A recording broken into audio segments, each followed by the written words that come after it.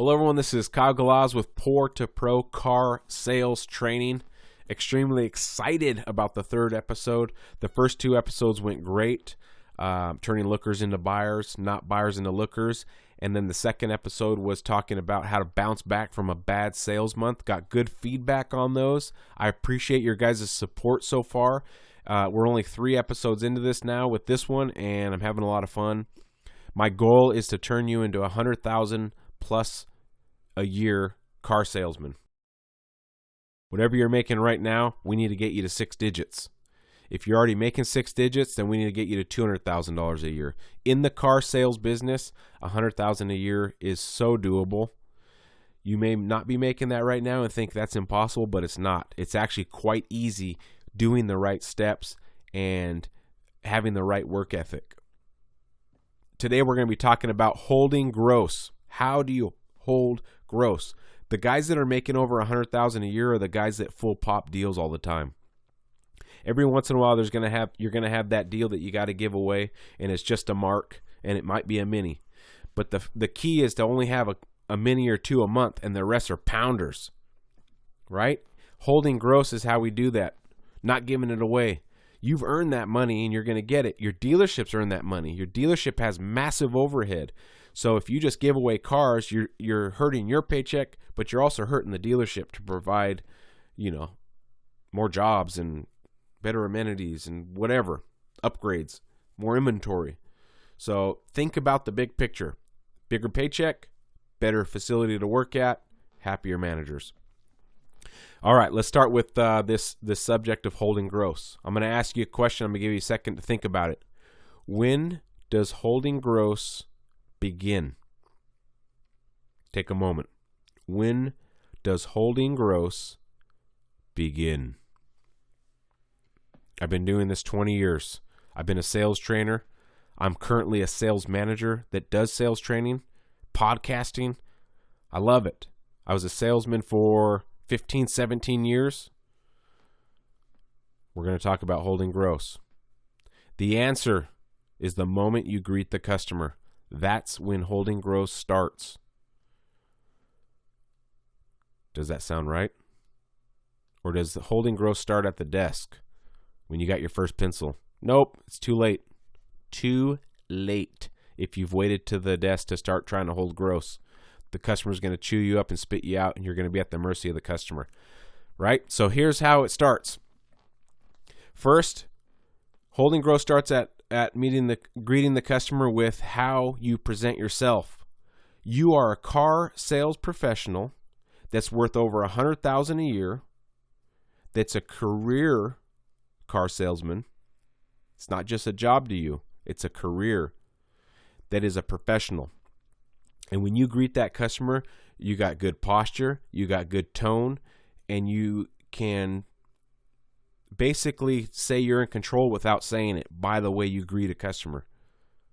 With confidence, welcoming, and telling a dealership story and telling your story. Customers like knowing who they're doing business with.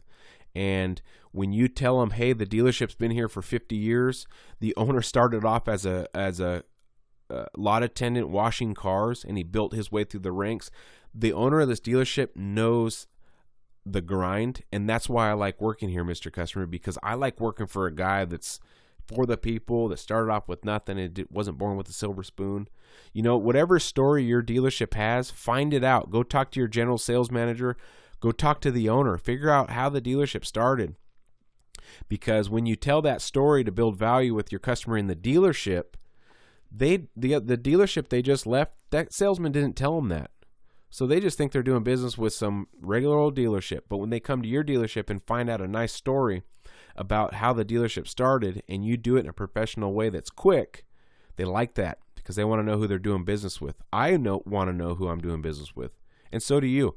And then you also tell them your story. Yeah, I worked as a school teacher for 10 years, and I decided I wanted to get into car sales because I love people. I love cars. It just made sense, right? So you got to have a story for yourself, a truthful story that's genuine.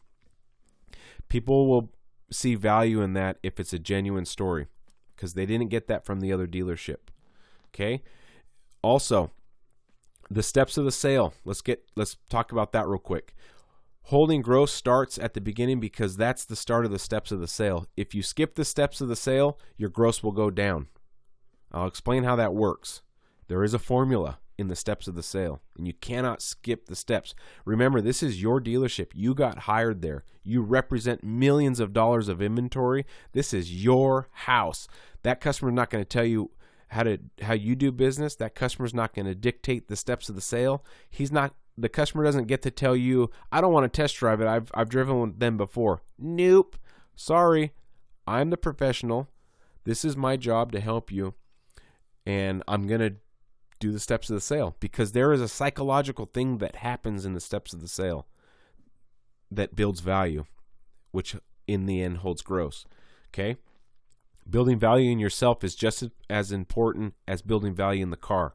Okay? So after you do the meet and greet and you're building a friend and building rapport and asking the right questions, doing a proper needs assessment, now you're doing a proper product presentation, aka a walk around. You got all the doors open, the trunk open, and the hood open, and the car started, or the truck. Why does that build value to hold gross, doing a proper walk around? Because they didn't get that service from the other dealership. Always assume that customer left the other dealer, your competitor's dealership, and now they're coming to you, and you got to put on the show, right? So doing that proper walk around, opening the doors, starting the car, showing them the features, going the step further of pairing their phone so they can hear their favorite song. One of the things I would do when I would sell a Maserati, which that client is not easy, but I full popped a lot of Maseratis, and this is how I did it. When I would sit in the car with the customer, I would have them pair their phone. I'd show them how to do it, let them push the screen and do all that. And then I would tell them, I want you to pull up on your phone your favorite song. And if they were an older couple and they didn't have music, then I would say, tell me your favorite song. I want to play it through the speakers. And I'd shut the doors, I'd pair it up, and then we'd put on their song. One customer picked Bohemian Rhapsody, and we rocked out to the whole song, listening to the Bowers & Wilkins audio system, and the guy's face was just glowing, right? So if you're going to sell a $100,000 SUV, you better build that value so high that it surpasses the value of the car, and then you get full price. That's part of holding gross. So whether you're selling a Ford Focus or a Maserati or whatever, Mercedes, the value of the car has to surpass the price. That's how you hold gross. And by doing that, by doing the proper steps of the sale, when you get into the desk with the first pencil from your manager, you're going to sell at full price. Okay, so let's continue our journey here. So you did a proper presentation, you paired up their phone, you listened to a song together, and now you're on the test drive. Don't let the customer go on a test drive by themselves. If your dealership allows it, they're missing out on sales and they're missing out on gross. Take it from me. Go on the test drive with the customer. Remember, your sales manager is good at desking deals. Your general sales manager has a college degree and he's smart at running a business. But they're maybe not great trainers. That's why you're here, and I'm proud of you for finding me, because we're going to smash together. Okay, so go on the test drive with the customer, because on the test drive, you guys are going to talk about stuff. You don't want to be a jabbermouth. Let the customer bring stuff up. But here's what happens on a test drive. Customer's going to be driving. He's going to look at the traction control button. And he's going to be like, hey, what's that button do? And then you get to explain it. You just built more value. You just held more gross. You're going to see this tree that fell over and hit the freeway. Oh my gosh, what the heck happened there? Lightning bolt hit it or something, right? You're building value in yourself, because the customer's going to realize, man, this guy's just like me. He's not some sleazeball car salesman trying to take my money. And then you're going to drive by the school and he's going to say, I used to go to school there. And you're going to be like, dude, I went to school there. What year? Right? Building value in yourself. That's just as important as the vehicle. So go on the test drive with the customer. Build a friend on the test drive. Don't talk too much. If the husband and wife are up front, let them talk. When they have questions, then you talk. Don't jabber the whole time. Let them talk. Let them get a feel for it. But go on the test drive with it, because they're going to have questions. If you think, well, if they have questions on the test drive, when they come back, they can ask me, I'm not going to go on the test drive with them. By the time they get back, they will have forgotten that button that they were going to ask about, or what does this thing do over here on the dash, right? They have forgotten now because now they're thinking, oh boy, I got to work numbers. So always go on the test drive. When you get back from the test drive, get them in your office, get them inside the showroom. If there's that awkward silence of they're nervous, they know they want to buy the car, but they don't want to say, well, let's go work the numbers. And you're nervous because if you ask, hey, do you want to see what the numbers are going to be? You're afraid they're going to say no. So you guys have this awkward standoff. So you need to figure out a way to get them in the showroom. Here's what I would do each and every time there was that awkward standoff. Now, if a customer said, well, let's see what the payments are going to be, I'd say, come on in. You never want to slow a customer down, but you don't want to let them skip any steps. Whenever I had that awkward moment of, if I ask the customer, hey, do you want to see numbers? I know that type of customer is going to say, well, we're just looking today. Okay. So if you detect that, that might be the answer you get, then don't ask, do you want to see the numbers? Okay. So this is what you're going to do. You're going to use this as an example, and you're going to figure something out at your dealership because every dealership is different. So we have this coffee machine at our dealership that does cappuccinos, slappuccinos, frappuccinos. It does everything. It does chai lattes. It does everything. So what I would do is I would say, hey, I forgot to tell you this, but I've got to show you this thing my dealership invested in. It was like $8,000, and I want you to try something from it. Customers love free stuff. What are they going to say to that? It was 100% effective rate. I never had a customer say, oh, I don't want to see the $8,000 investment that you want to give me something for free. It never happened. It worked 100% of the time. I had that customer that had that awkward silence. They would come in. I'd put the cup right where the machine is, and I would say, pick out a flavor and come meet me at my desk right there. And they would push a button. I'd hear the machine going. I'd walk to my desk, and I would never look at them again until they came to my desk, because if I looked at them, then they would say, oh, come here. Well, I think we're just going to go look around. So I never looked at them. What I would do is I'd sit at my desk, and the customer would wander over because now they're like, well, I got to tell them if we're going to leave or not. I'd say, oh, have a seat, before they'd say anything. Have a seat. And I'd pull the chairs out, and they'd sit down. Right? So you got to find a reason for that customer to come inside if there's that awkward silence. If you know that customer wants the car and they've told you on the test drive, man, if you can get me to $350 a month, you're not going to have to use that technique or a form of that technique. You're just going to say, come on and let's see what we can do. Let's see if we can get that payment where you want it to be. Or if they've talked about, hey, I don't know if I'm upside down at my trade or not on the test drive or somewhere in the process, you're going to say, hey, come on in, let's have a seat. I'm going to get your keys and get the appraisal started. So that's different. But if you ever have that awkward silence, use a trick like that. All right, got off the subject a little bit. Okay, let's get back to it. Holding gross. You got the customer inside. If I'm going to assume up until this point, you've done everything right in the sales process, the steps of the sale, proper meet and greet, proper needs assessment, proper building rapport, proper walk around, proper test drive. You've built so much value. Remember this. If you take anything from this, remember this. The harder you work on the lot, the more value building you do on the lot, the easier it is inside. Okay? The more you do on the lot, the easier it is inside when you work the numbers. The less you do on the lot, the harder it is on the desk in the numbers. In the numbers on the desk. Did I say that backwards? Okay?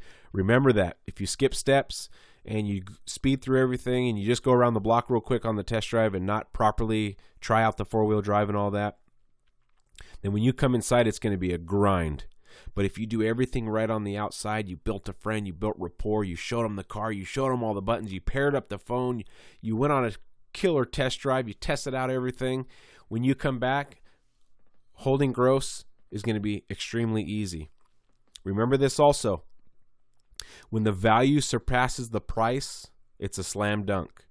So building value in yourself, you got to imagine my two hands in front of me, and they're equal lengths right now. They're right in front of each other. And one is value and one is price, right? If I didn't build any value and my hand is lower on the value side than the price, you're screwed, because now the price has to come down to meet the value.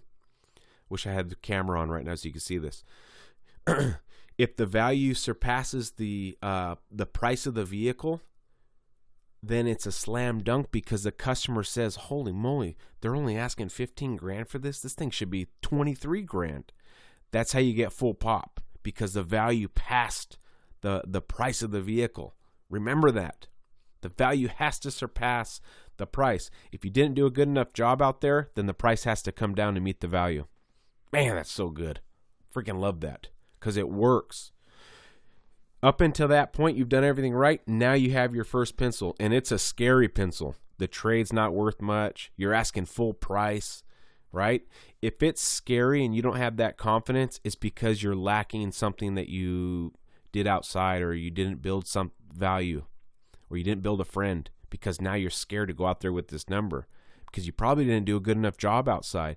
But if you get that pencil from the manager and you're like, easy, and you come out and sit down, guess what's going to happen? The customer's going to say, well, is that the best you can do? And you're going to be like, yeah, this thing's incredible. What an incredible car. Didn't you love the way it drove? Isn't it awesome? Okay, and then you're going to switch over to payments from there. You're going to go through the numbers like a professional. You're not going to just show them the numbers and put it back in the folder. This is how I want you to go over the numbers. Every dealership's a little bit different in your write-up. Some places use Foursquares. Some people use different CRM systems that print differently. But the moral of the story is there's going to be an amount finance at the very bottom of it. So you're going to go through the numbers like this.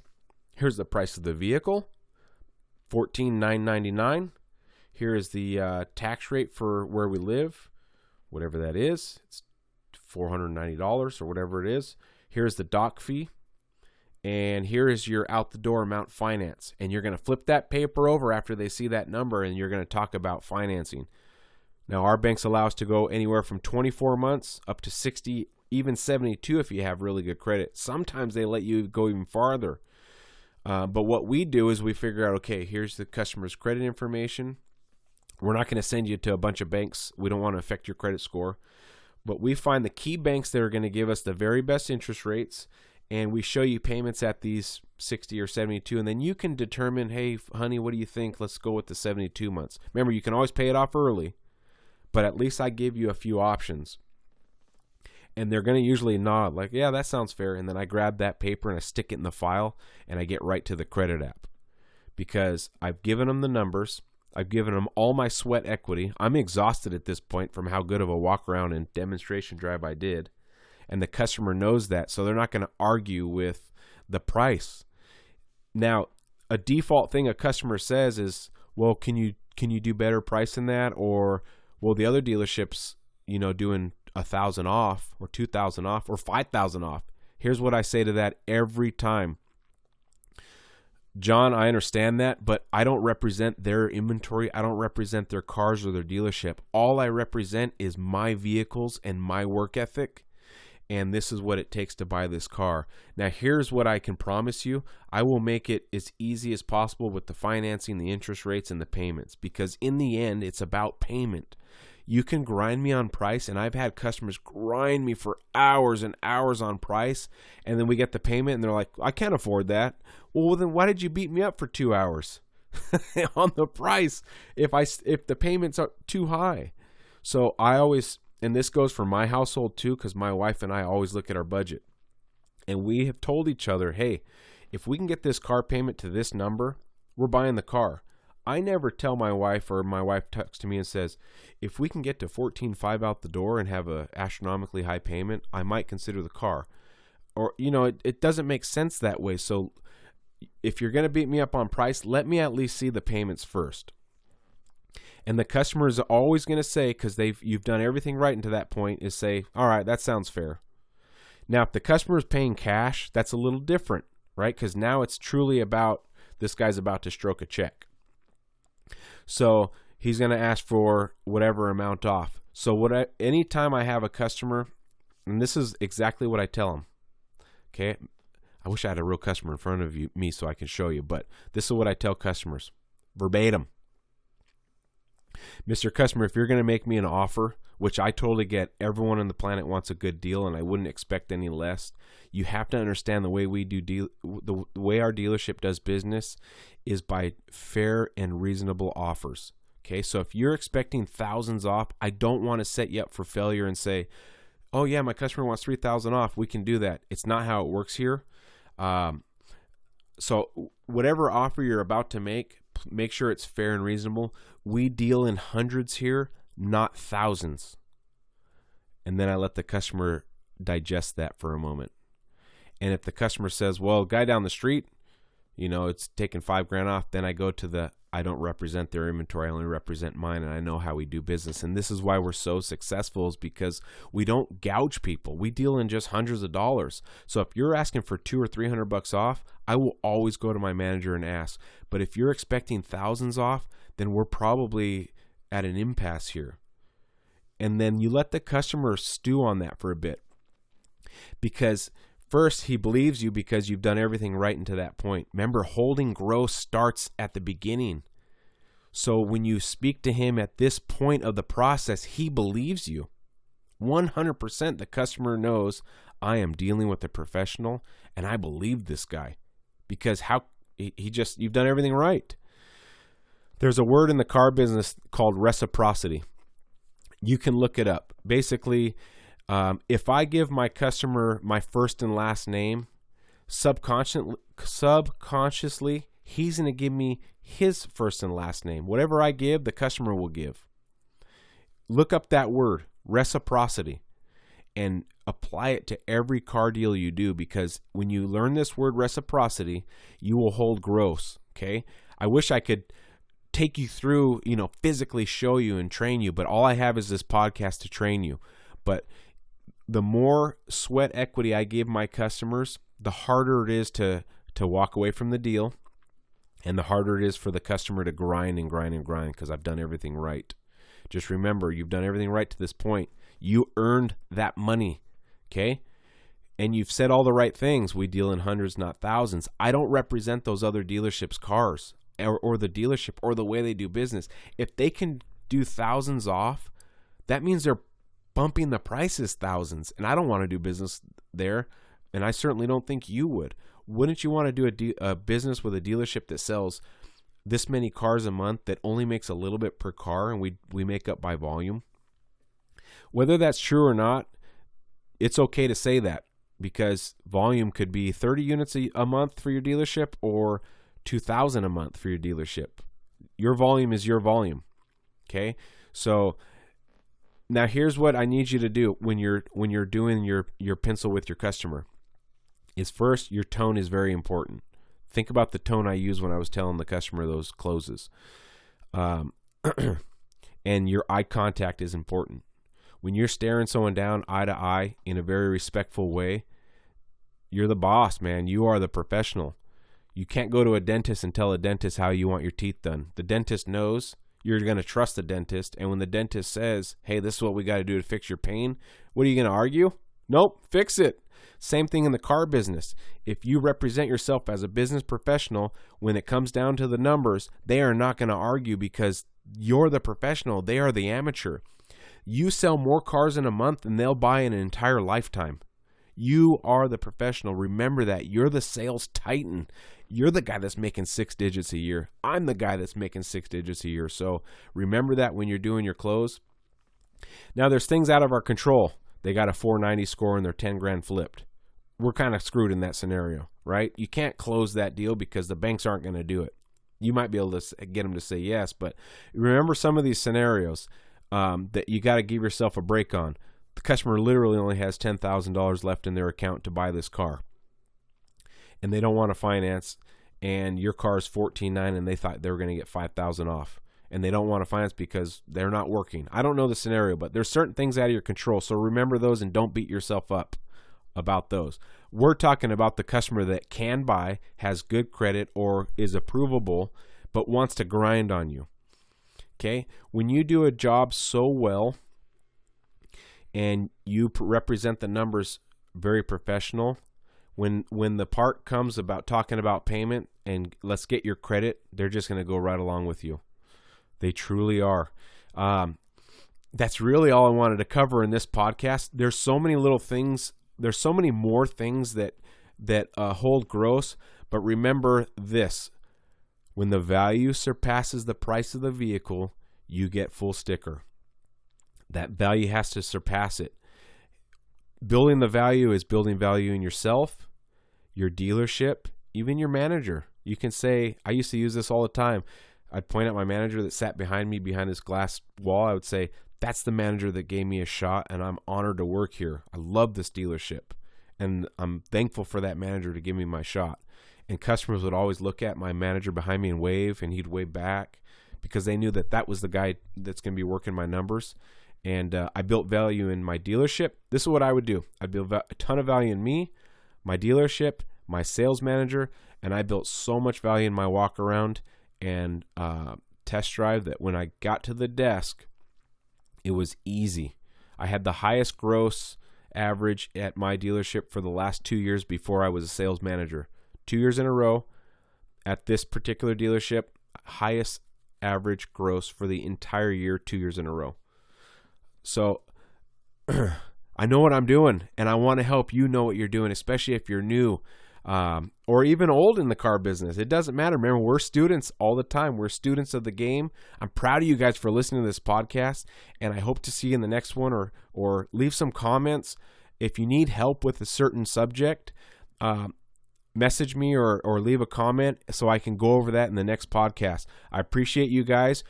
All of us are going to go to the top and make 6 digits. Remember, Poor2Pro Car Sales Training.